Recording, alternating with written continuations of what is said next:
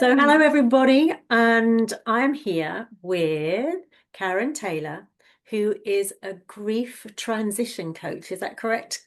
that's Yes. right.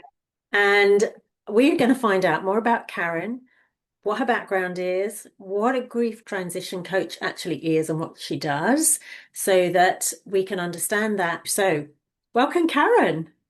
Thank you. I'm so happy to be here and talking with you all today. I appreciate it. Fantastic. So, just let us know your background, where you're calling in from, because you're not in the UK, are you? I'm not. I do not have that same accent that you guys all have that I love so very much. I am in Illinois, in the States. I'm about 2 hours south. I love Chicago. It's a great city. Get up there a lot. So I'll take it if I can't be in the UK. Yeah. Is that where you were born, Karen, as well? I actually was born in a suburb of Chicago, and then we moved a little further down south. I haven't forgiven my parents for that because I was born in a pretty cool town and I moved to a little farm town, but every experience, gives you something different. You can't take the farm girl out of you. There's just something from a quality standpoint, I think, that I gained from that. So, Yeah, all good. definitely. And we were just talking about synchronicity about what we're wearing as well. We're wearing black on top and orange underneath, and like we obviously got the memo that we neither of us sent. But I am also a farmer's daughter, so I'm a farm girl as well. Lindsay, that, just keeps coming up. Like we're just so in sync on so many things Yeah, and, no mistakes. I don't believe that it's ever a mistake. I agree with you. I definitely agree with you. So give us a little bit more about your background. I always think it's really interesting to find out why somebody is doing what they're doing. It's like, what's the reason you're doing it? Because when we can understand the reason that somebody's doing something, the penny drops and we go, that's why she's doing that, or that's why he's doing that. And it's like, oh, now I get it. Now I know why they're so passionate. So if you can give us that kind of an understanding, that would just be absolutely awesome, Karen. Yeah, absolutely. I didn't dream about being a grief integration, transformation. I use those terms I use them both. I did not dream about being a grief transformation coach when I was young. It definitely became a calling. My background is I was in the corporate space most of my life. I had a great career, learned a lot. I worked for a great company. I had an opportunity to take a severance in 2018, and I knew I wanted to do something different. I didn't know what that was, but there was just some burning desire in me to go out and do something bigger. I thought I was going to be in consulting in kind of the operational efficiency space because that's what I did at corporate. Started down that path, and then on March 4th of 2018, I got one phone call that changed my entire life. My brother-in-law called and told me that there had been a fire at their house and my sister didn't make it out alive. And you don't really know what shock is until you're right in the middle of it. And the next question out of my mouth was, "But she's okay, right?" And so I immediately went into shock. And the shock stayed around for a couple of months. And I was honestly very grateful for it. Shock is really there to protect you, right? It's there so you don't just get completely overwhelmed by all of the emotions and the feelings coming at once. And so it allowed me to step in and handle some of the logistics for my family because I'm looking around and my brother-in-law lost his wife and his home. My niece and nephew lost their mom and their home. My parents lost their daughter. And so I felt like I was able to step in and serve that role to keep things going and help with some of the logistics and communications and things like that.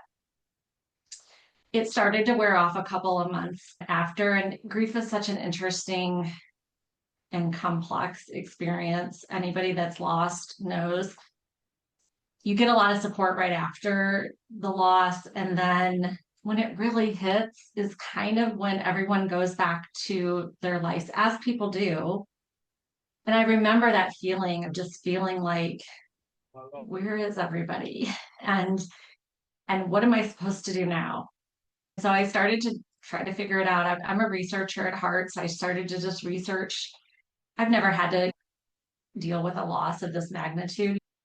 And so I started to research how do you process grief. And I remember just feeling like very shocked, a little bit shocked that there was not that much information available. What I did find made it seem really simple. Like you just go through these steps, and as soon as you're done with these stages, then you're good again. And I'm like, that's not mirroring what I'm feeling. So I had a pretty early epiphany that there's a lot of work to do in the grief and loss space, that we've had models, and the 5 stages, actually what I learned was not developed for people grieving. It was developed for people who had a terminal illness so they could come to grips with their illness. So I thought that was kind of fascinating. Oh, I see. Yeah, it was really interesting. But I mean, certainly you go through most, if not all, of those stages with grief as well. It's just not linear at all. And so I think there was just some misconceptions that people drew from that, that this was the model, and this is how you go through it. So I knew early on that I was probably going to do something with grief and loss, because I saw that there was a pretty big gap, not only just from an educational standpoint, but from a support standpoint, from how do we language it? How do we talk about it? How do we support others in grief? There's just a lot of disconnects that we experience with grief and loss. So I saw that there was an opportunity. I ended up getting certified as a grief educator, and I learned so much about grief. I was just blown away. And I said to my mentor, no one's talking about this. Why isn't anybody talking about this? He's like, that's what you're for. That's why I'm That's doing not this, your so job. that yeah, so I can share this with you, and then you all can go forth and share it at a larger scale. So I knew that that was going to be part being an activist for grief, trying to implement some positive change. And I talk about modernizing grief. That's how I feel. We just kind of need to upgrade our understanding of grief all around. So that was the first aha, the biggest aha I had. The second one was it really became a journey of rediscovering who I was. And I didn't expect that part of it, because grief cracks you open, literally. Just it cracks you open, and all of these roles and labels and masks and expectations and beliefs that we've held for our life, they just kind of dissolve and they get shattered when grief hits. And so I remember that feeling, and I've talked to so many other people who have said, I just don't know who I am anymore. And I realized this was an opportunity, if I wanted to take it, to walk through this door that grief was opening, to really know myself for the first time, really. I mean, I was 48 at the time, and I can tell you that I guess I never gave myself permission to know myself, to understand who am I really, because when all of those things kind of fell away, I found there was me. Like all those things kind of, they cover up the essence of who we truly are. And so I started to see this, and I was really intrigued by it. And so this sent me on a very long journey of of discovering myself and knowing myself on a very deep level. A lot of healing took place, and I got to a point where I was completely transformed. I don't recognize who I am in the best ways possible. Through the loss of my sister, I found myself and I found my purpose in this world. And for that, I'm forever grateful. I Yeah. would give it all back in 1 second if I could have her here again, but I can't. And so I don't take it lightly. I know I have a very strong why. And a lot of people find that, right? When we go through some of the hardest times in our life is often when we find what we're really supposed to do in this world, because of the challenges that we go through and that we are able to overcome, we can then share, and it can become somebody else's survival guide. Yeah, yeah, for sure.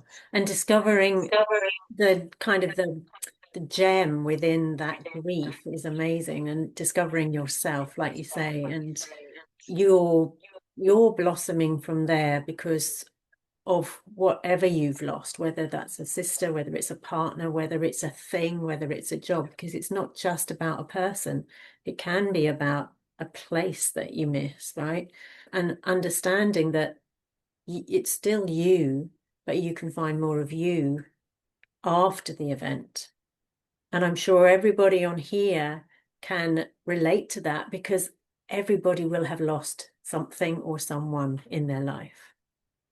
Multiple times. And I think I love that you did point that out, that grief is so much broader than, I think we've allowed ourselves, or again given ourselves permission to call it. it's certainly grief from death, but there's so many losses that we experience that we haven't given ourselves permission to name as a loss that would have grief associated with it. And therefore we have so many people walking around with unattended grief, which becomes really concerning, right? When we think about how much we've kept inside that we haven't processed, and then that doesn't go away, right? That Going to show stacks up and somehow, right? it shows up in different ways, and they're usually not the best healthy ways for us. So I'm really passionate about starting when I work with clients. We go backwards first because I really want to go back and let's process that. Let's witness that. Let's address that unprocessed grief so then we can start to move forward. Because with every new loss you have, that grief will resurface and it gets more and more complex. And it's worth the time to go back and address. Yeah, yeah. And it makes me think of going to a funeral of somebody that perhaps you weren't that close with, but you find yourself in huge emotional turmoil. And it's not particularly, I'm not saying it's not at all because of that person, but it's because you're allowing yourself to feel a feeling that you lost somebody else or something else before from your past. And that's Yeah. where the huge emotional outpouring comes from. Yeah, that's such a good recognition. Another thing that's happened with grief is there's been a lot of misconceptions that there's a point in time where you get over grief. And so I always love to share, and I learned this in my grief educator training, that grief and grieving actually they have different meanings. I thought they were the same. I was using them in the same way. But grief is the natural response to having a loss in your life. So anytime that you have an attachment to, again, a person, a place, an animal, anything that you're attached to, if you lose that, you're going to experience grief. And if you carry that pain and that love with you as you go forward, which is what we want to do in most cases. And there's some divorce is a different kind of animal, right? Like we tend to kind of, cut ties on that attachment when we get divorced or we separate from somebody. But if you've lost a loved one, a pet, you're going to carry that love with you as you move forward.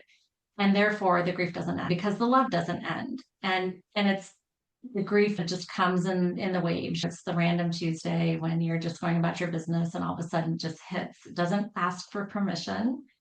It just shows up. And and so I think it's important to understand that we shouldn't expect that grief is going to end because it's not. The grieving journey is the process that we go through to understand how to live in a world where we don't have that person or pets or that thing's not in our physical environment anymore. And so it's the process I went through to rediscover who I am now when I didn't have my sister in my life. So it's adapting. And that's a very long process, right? Because we're going to have different losses, like we said, all throughout our life. Like that's not going to end. And so that's the difference. I thought that was kind of interesting when I understood that. Yeah, no, that's fascinating. And is that the part that you help people with, that transition once they're ready, once they've gone through I guess the first part is like you were saying, is like the shock that it's actually happened in the first place, whether Yeah. you were expecting it or not, because it can still be a shock, even if somebody has had a terminal illness, for example, and now they're dead. That point it can still be a shock. And then, of course, you get those who will just they're there 1 minute and they're gone. They've had a heart attack and they're just gone, and you didn't even know that there was anything wrong. So that's a different kind of shock. But are those people not ready to have that kind of coaching and support, Karen, or do you just find that they're ready for a different kind of support? What would you say is the difference between that area and then that next area where there sounds like you're working more is that transition through? Yeah. Yep, absolutely. There's no real time frames, with grief in terms of, you're in this part for this long and this part for this long, because everyone really does handle it very differently. But I talk about it in terms of immediately after a loss, you're in free fall, like shock, free fall, numb. And for me, it was a couple months. Some people maybe shorter or a little bit longer. But at that point, you're just needing to really just take care of yourself. just take care of yourself, make sure you're covering the basics, you're trying to get some sleep, get some rest, trying to nourish yourself. I talk about it kind of going back to the basics and making sure you're covering those during that time as much as you can. And then I think you kind of move into a support, and that to me, that is often, there's a lot of really great grief support groups where you can just go and talk, and you're surrounded by other people who have been through a similar experience. And you're just able to start to, when you're ready to just share some of what you're feeling, starting to kind of witness those emotions and having a safe environment to talk about that. My work comes a little bit further down the road when, like you said, you've had some time to do those things and now you're looking ahead and you're saying, okay, I'm ready to really move forward. I don't really recognize myself. I don't know what I want anymore. And so I just need somebody to kind of step in and help me along that journey. And that's really beautiful because when you know that you're ready for that support and you're looking for it and you can't find that person in your peer group or your ecosystem, it is so good to be able to reach out and go, is there somebody actually online that I can speak to about this? Is there somebody that specializes in this?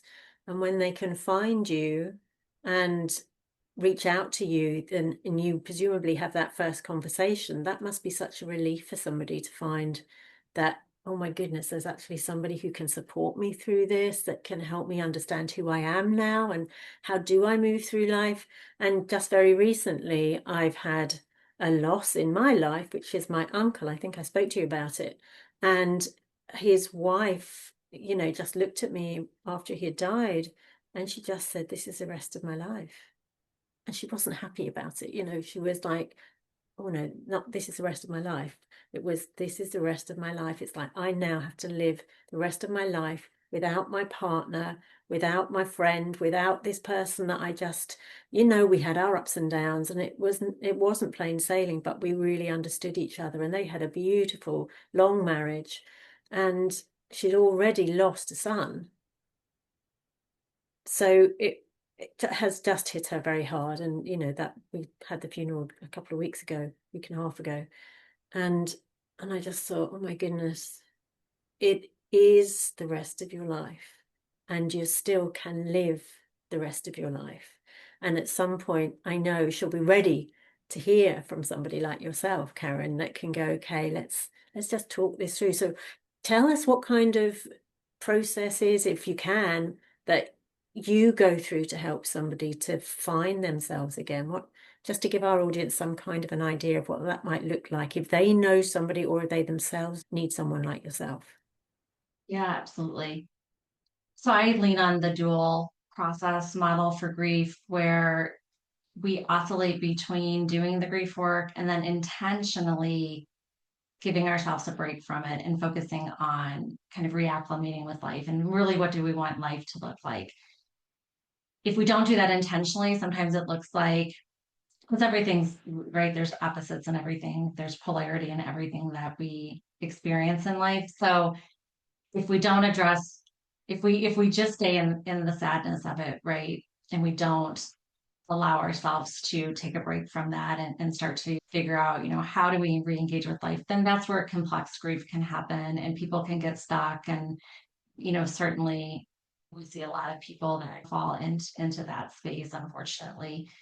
If we avoid it altogether, we don't deal with the grief at all, and we just go right back to life as normal, that's not going to last long either, right? Because like we said, like that doesn't go away and it's going to creep up and it's going to come up in other ways. So I take a very balanced approach where I work with people. We really do the work of processing the loss, and then we take a break from that and we work on, what do you want life to look like now? A lot of it's around values, right? Because if you, especially if it's, a spouse or a partner that you've been with a long time, because you become a mesh, the I becomes the we. And now when it's no longer we, you're like, what do I want? Because I've been in this partnership and everything's just been kind of consensus on what we want. And so it's a real opportunity, and it's kind of a blank slate for you to say, it's not going to be like it was. It can't be. We can't go back to who we were, how life was before the loss, but we're here now. And so sometimes that part can be a little exciting for people because it may be the first time in a really long time that they've really had the opportunity to say, what do I want? So true.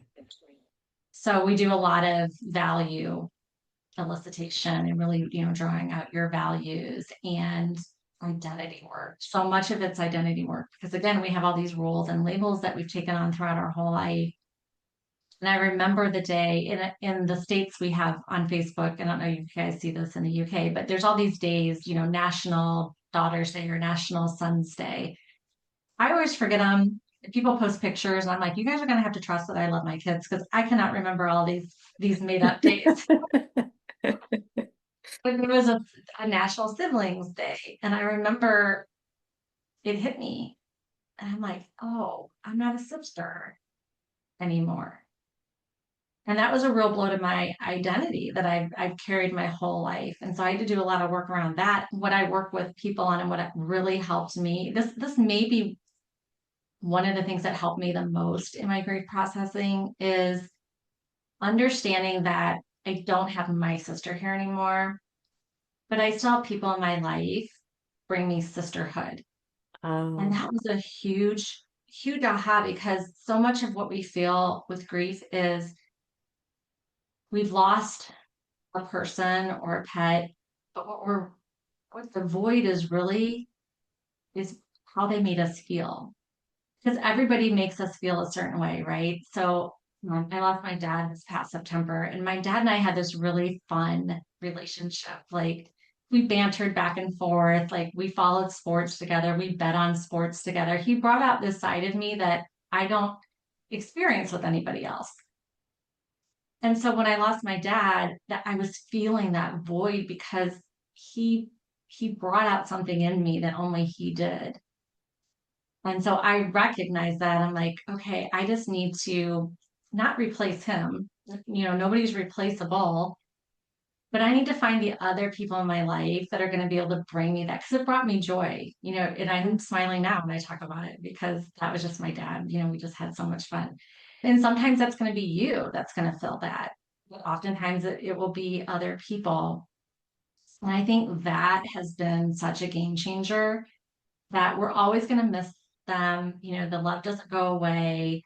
They're not replaceable, but we can still have the things we love the most about them and the way that they made us feel. It's just going to look different. yeah. And it's going to be from somebody else or other people because sometimes Yeah, it's maybe more more than than one. one person, right? Yeah, yeah, absolutely.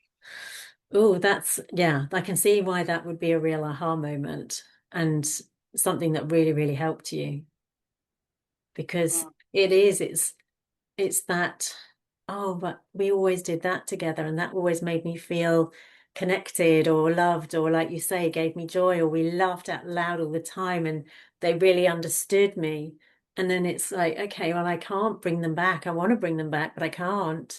So what can I do? So you're offering that as a solution is wonderful.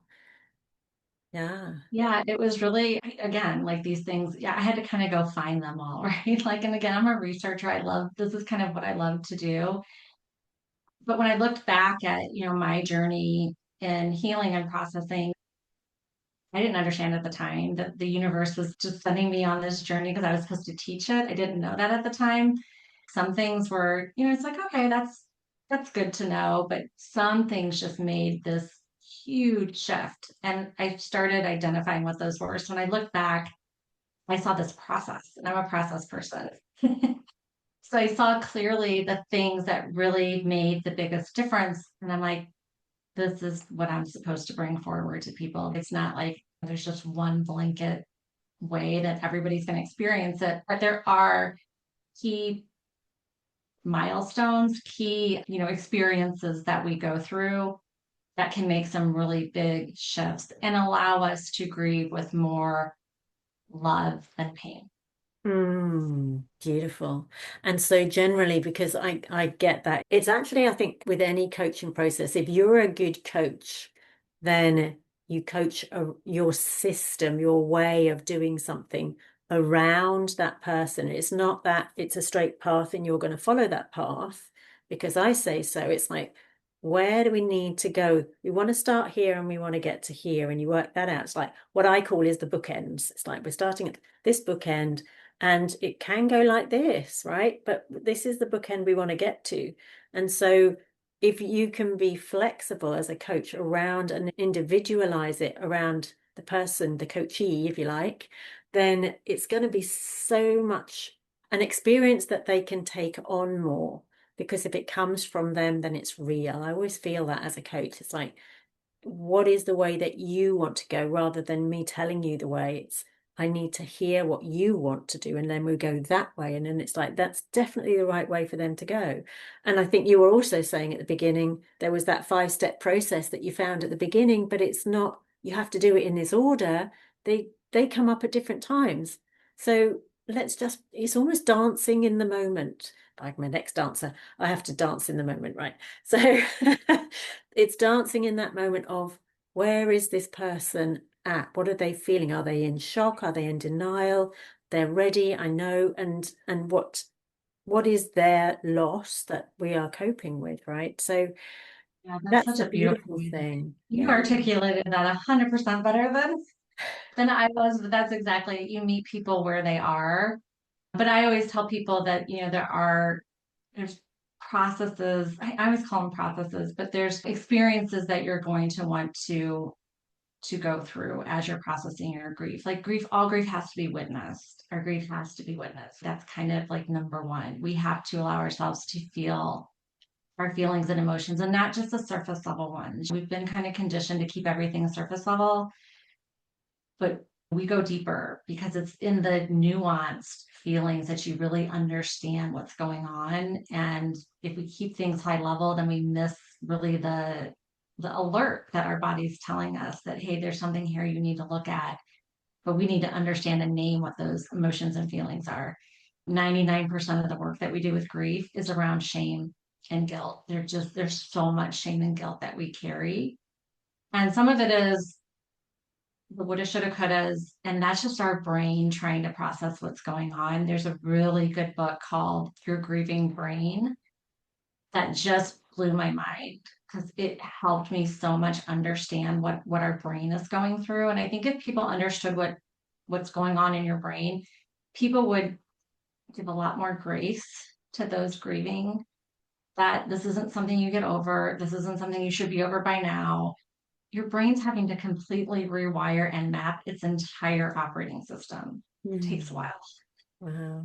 So there's that part of grief, just, our brain trying to understand it. But then there's a lot that we ourselves go back and think, definitely with my sister, she had a lot of mental health challenges. So sometimes it was hard to have a relationship with her. And so there's times when I did put up boundaries. And, after she passed away, I went through that. Should I have done this? Should I have been there here at this time? Could I have done that? And so some of it's just us going back and regret to some extent. I look at it as I did the best I could with the knowledge that I had at the time, and I learned from it. I Yeah. learned from it. I now realize my job wasn't to fix my sister. My job was just to be there. And there's times I could have been there for her, and I don't get that back. But you know what? I learned from that. And now if someone's experiencing something in my life, I just try to be there. And so that was a real aha for me. But there's those types of things that we need to address those as we process the grief. Yeah, yeah, yeah. And take that learning as exactly that's what it is. It's the learning. We're all on this planet to learn stuff. And that's just part of the learning. And as long as we do learn it and take it forward into those next experiences, then we're not going to have those kinds of regrets, like you call them, and shame and guilt, because shame and guilt are such heavy, heavy energies. And you don't want to be living with a heavy energy, or even two heavy energies. And to be able to get through that by working with somebody like yourself is just, well, it then will make life worth living again. Yeah, it's the lowest vibration, which when you look at the scale of feelings and the vibration that they hold, shame sits at the very lowest. And shame can't exist once it's brought into the light. And so once you talk about it, it loses its power over you. So that's why it's such important work to do. Interesting. And again, I said 99% of the work I do is around that piece of it. So it's really, really important to address that. Oh. Yeah. So the way Lucy and I actually met was through a group that we're part of. And I went through something called Amplify Your Voice, and my business coach was running it. And it was a 17-day journey of really allowing us to find our voice, to really pull out some of the things that we keep inside that we don't always allow ourselves to think about. And I experienced huge shifts. And again, I've done a lot of work on myself. So I don't know that I was really expecting to feel the way that I did, but I, I was I was tapping into a different part of myself that I hadn't really accessed. And it was amazing to see how I was taking action. Like I was showing up in a different way. I was more confident. I was not procrastinating on things that I had put off for a long time. I was activated to just go out and go forward. And it was really cool. So I ended up getting involved because I'm like, I want to know more about what just happened to me because it's been and ended up getting licensed to do these as well. But I realized how important this is in the grief and loss space because again, we lose so much of ourselves. And so the first step really is we need to reclaim our voice because our voice gets silenced in a lot of different ways, right? As we go along, we get conditioned and we go along to get along. And so again, grief kind of cracks you open and it's an opportunity to reclaim your voice. And so that's the journey that I'm offering to take people on with me. It's a 17 day, each day you get just a prompt that's going to be, just a really gentle, loving, thought provoking question for you to think about. And then we do this in a safe, private Facebook community where then you can share and you're doing it with other people that are also have experienced loss. And so that's a really important part of it. When we look back at like tribal days, grief was done in community and it worked really, really well. We have gotten away from that and grief is done in isolation. And I want to help close that gap because it doesn't have to be that way. And so this is a really, I feel like a very lovely way to reclaim your voice, but do it surrounded by people in a safe environment that are also going through and they understand and they get what loss can be like. Yeah, yeah, yeah. And it's always that community thing when you understand each other because you've had the same type of thing. It doesn't have to be the same type of loss, but the same type of thing here would be the loss, whatever that loss is. And then people just go, I understand. And you get that, even though you're not in a physical group, you can still feel those people putting their arms around you and going, I get you, I understand. I do Yeah, you're understand. not alone. You're not alone. I Mhm. mean, we need to belong, right? We need to belong. And it's one small step at a time. And so it feels, grief can be so overwhelming and you don't know where to start. And so this is just a way for you to take one small step. And I am obsessed with the term butterfly effect because it really does, it just perfectly states what we're doing here. One step at a time to create ripples of expansion. And butterflies were my sister's thing, so they're my thing. So just all like everything just kind of all comes together. Yeah, yeah, and it's beautiful. And you're coming out of that chrysalis in your own time and you're breaking through and you're breaking free to be this beautiful new self, right? Yeah. Yeah.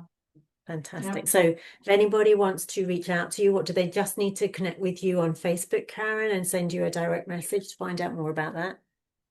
Yeah, you can connect with me on Facebook. It's Karen Taylor. My website is www.atmology, atmalogy.net. And atmology means the study of one's true self, because that again really was the experience that I went through. So it was the perfect name. Perfect. Anything else you would like to leave our audience with before we finish up here, Karen? No, Any wise just words? for anybody that's experienced grief and loss, I see you and my heart is near to yours. No, you're not alone. I think that's the most important thing that you're not alone. And the sooner that we understand there is a path forward with grief and loss, truly the better we're going to be because, again, The losses just don't stop. And, if we can build some understanding and resilience around it, it really does help us as we move forward. Yeah, yeah, too right. Thank you so much for your time and your knowledge and your passion around this. And it is a passion, it's an inner passion because, and now we know why it is, and that's so important. So thank you so much. So thank you for listening in, everybody. Thank you for being here. If you've got some questions, remember you can connect with Karen, and we'll see you all soon. You take care.